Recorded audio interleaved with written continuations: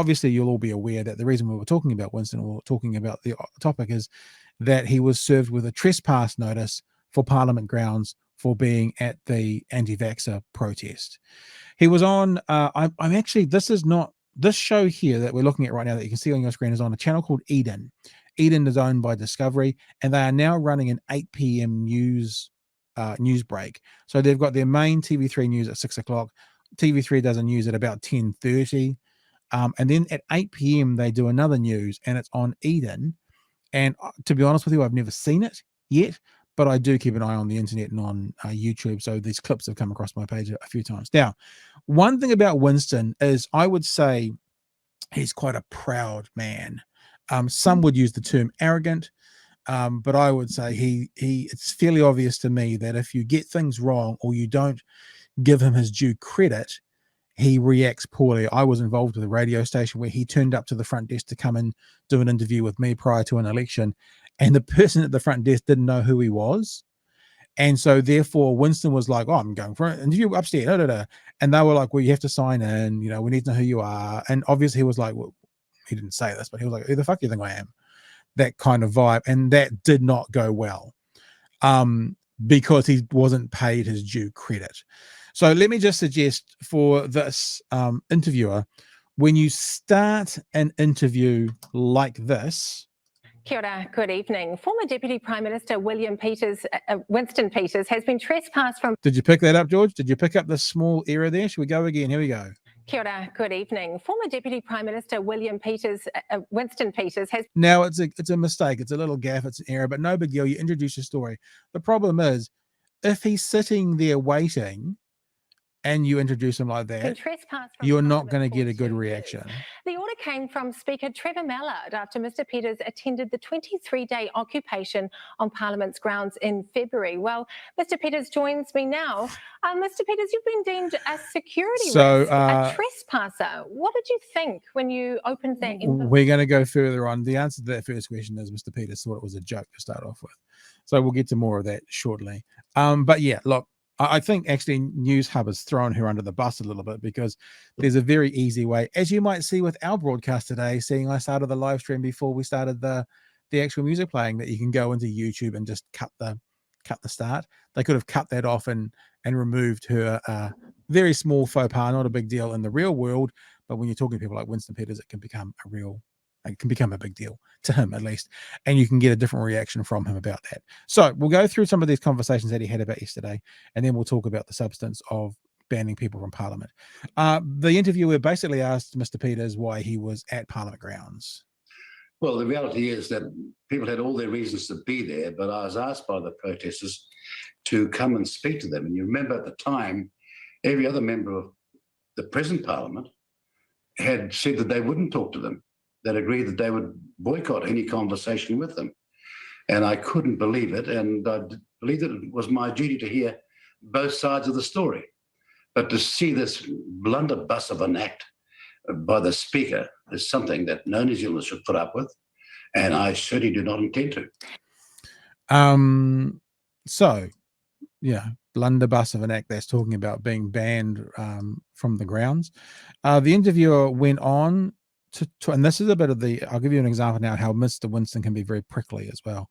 The interviewer went on to ask a question. What happened was there was a proposal put forward that maybe former MPs shouldn't come under the same ban, because, to have an MP come back on the grounds, or maybe someone like Mr. Peters may be in after the next election, it creates problems. So there was a proposal put forward that any former MP should not be banned from Parliament grounds, even though they're going to be banning some other people. Now, the interviewer asked him about this, and then Mr. Peters basically said in polite political terms, you don't know what the fuck you're talking about. And then it creates a very awkward moment where she laughs, and you can see that she thought maybe he was being lighthearted, but that's not Mr. Peters' style. So this is now a little bit of that, and I'm going to include her question in this as well, so you can see the reaction that Mr. Peters gives her. This is a little bit of a conversation now about only ACT supported you and not being banned. How did you feel about that? But she'll actually set up the question as well. Oh, I've got to share my screen. Here we go. Well, there wasn't a lot of support forthcoming from your former parliamentary colleagues today when they met at the Parliamentary Security Committee. Only ACT was in support of an exemption for former MPs from those trespass orders. So it doesn't look promising there, Mr. Peters. Well, I think you've entirely misread what you've just seen. With respect, you have utterly misread what you've just seen. But wait a few days and you'll find out what this means. There's the future New threat. Zealanders are not going to put up with this sort of dictatorial, absolutist behaviour. So you believe that you do have the support of other parliamentary parties in the parliament on this matter, aside from ACT? Well, if they've got no idea what they're there for, they won't have the support. If they understand now, and I'm certain that their advisors are saying, for goodness sake, wake up, this is a very bad situation, said in your name, although he's your servant, not your master, which is the distinction, then they will do what is right. So you heard in that section as well, that's the promise of what's to come. Now, whether there will be anything to come or not, we don't know. So, George, you got anything to jump in with here? I see your mic's now off. Do you want to add any conversation? It's a bit rude. I mean, Oh, it's he's classic. completely rude. He's I abrasive. remember the first time I interviewed him, I was at Radio 1 and I was terrified. As Dunedin student radio, I was utterly terrified. And he wasn't even there. It was like over the phone. And he basically just did that. Just like every question I asked was like the most stupidest thing he'd ever heard. But yeah, he doesn't really explain. He says, you wait a couple of days. That's like a classic sort of thing. He doesn't really actually explain why the premise of her question that it's only ACT really supporting him, why that's bullshit. I will say just on the decision, I don't know if you want to talk about the decision to trespass him yet, or if we have another Well, what we'll also Peters do clip to get to. Yeah, and I know I've said this to people before, and it's different, but I watch a fair bit of those American online activists who want to protect their amendment rights and their constitutional rights. So they go out and they film, police stations. They go into courthouses and they stay in the public lobbies, and they're agitators. I don't use that word in a negative, but they're looking to make sure they're allowed to do what they're allowed to do. In America, there's that very much that common thought of, if you don't use your rights, you'll lose your rights. And in America, the system is you can't be trespassed from public property unless you're breaking the law. So in other words, if you're not breaking the law, but you're making everyone uncomfortable with a camera, which is what these guys do on the internet, there's nothing anyone can do about it. But often they get arrested and then they sue the city and then they make money, and that's sort of the shtick. So I thought, what is the actual rulings in New Zealand about that? And so we thought we'd better have a look at this, and we looked it up. So this is from communitylaw.org.nz. Can I be trespassed from Parliament and other public buildings or spaces? Yes, it says you can be trespassed from public buildings and places such as Parliament, government buildings, offices, schools, libraries, and museums in the same way that a private homeowner can or business can trespass you. However, so in other words, the difference in New Zealand is you don't need to break the law to be trespassed. You can be trespassed for reasons like a business or a public home. However, there is one sort of addendum. Unlike being trespassed by a private landowner or occupier, you're protected to some extent by the New Zealand Bill of Rights Act. If you are trespassed from public places, the decision to trespass you must be reasonably taken into account your rights of freedom of peaceful assembly and freedom of expression under the Bill of Rights. So I guess that's the part that if you're in a public place, the trespass has to be reasonable around your rights of freedom of peaceful assembly and freedom of expression. And of course, walking through the grounds of a protest, I don't think fits in with those whatsoever. I think you'll find what the Speaker of the House has just done has given Winston Peters a massive platform to make him look like an absolute goose when this gets overturned in a heartbeat. I don't know how anyone can be trespassed from a public place because they walked through an event that was happening. So It's fucking stupid what they've done. It's Winston Peters. You know that he's going to spend, weeks and weeks, months and months doing the whole legal thing, being on the news, talking about how Trevor Mallard's Hitler, which he did this morning on Morning Report. I can't believe the thinking. I mean, his thinking was that he just popped in for a quick chat with the protesters. He wasn't there in any sustained capacity, and I just don't understand. I think maybe the Prime Minister she's tried to sort of distance herself from Totally. Trevor Mallard's decision and the Parliamentary Services decision. But that's just totally, I mean, there's a sort of pattern here with Trevor Mallard's handling of the protest. Like, everything was done. Why did you have to bring this all up again by banning Winston Peters from Parliament? It seems totally miscalculated. Like that there's no sort of long-term thinking going on there, or thinking about it. They've probably got some sort of Mallard's. It's not hard to imagine that he's got some sort of old bone to pick with Winston.